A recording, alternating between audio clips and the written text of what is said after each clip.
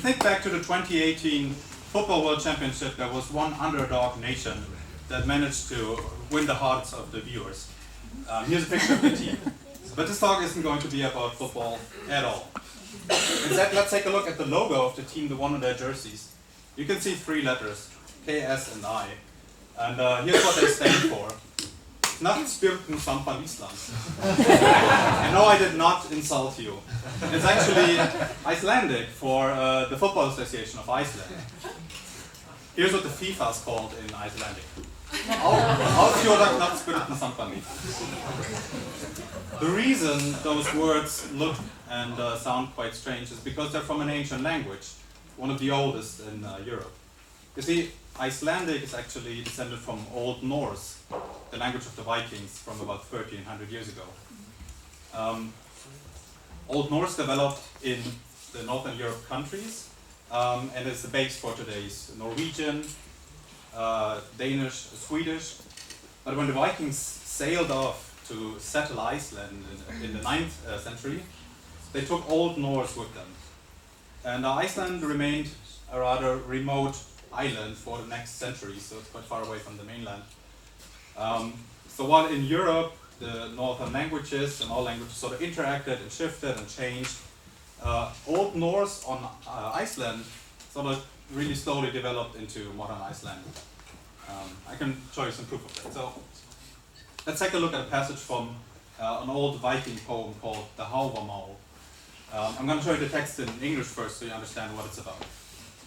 So it's modern English. The text of the poem is: livestock dies, friends die, you yourself die. I know one thing that will never die, and that is the reputation of a dead person.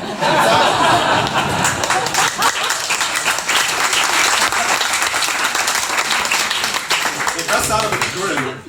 It sounds a bit grim, but it's actually like life advice written as if the Norse god Odin is giving it. So let's take a look at it in Old Norse. In Old Norse it goes like this. Duir fe, duja frender, duir sjálvar itsama, ek veit ein at aldri duir, dómur dáðans hvern. And for comparison, this is modern Icelandic. It's like this, almost looks the same, it goes like this.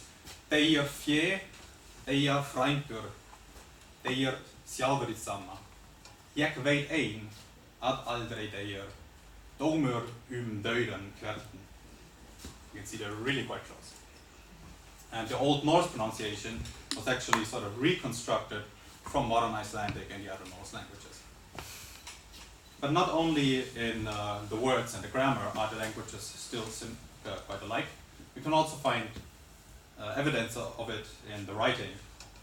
So Old Norse used first runic runes, runic writing systems, before switching over to Latin characters. There also some runes on the stone. And I would like to direct your attention to this little letter on the left in red. This character is an old rune called Thorn. And Thorn actually comes from the runic system of the Eld of Fular. And those around already in the year 400. So we can see it here on the Kilva runestone dated around the year 400. You can see up there, there's the letter Thorn. And Thorn was around in some other European languages, including English, up until the 15th century, where it was then replaced by th. But modern Icelandic actually sort of still has this letter and uses it. So you can find this 1600-year-old rune on the modern Icelandic keyboard layout. Sorry to be visible. It's still alive. So what at first, languages change all the time. And it's also true for Icelandic. It's not the same as Old Norse, but it's really quite close. And if a Viking were to be resurrected from the ice today, he or she could probably have a conversation with an Icelander with relative ease. And this what at first sort of appears to be a really weird, obscure language from a tiny, remote island in the North Atlantic. It's actually a treasure chest of information on the old Vikings and their language and their culture. So thank you, 1,000 thanks, or as the Icelanders would say, 1000 takk.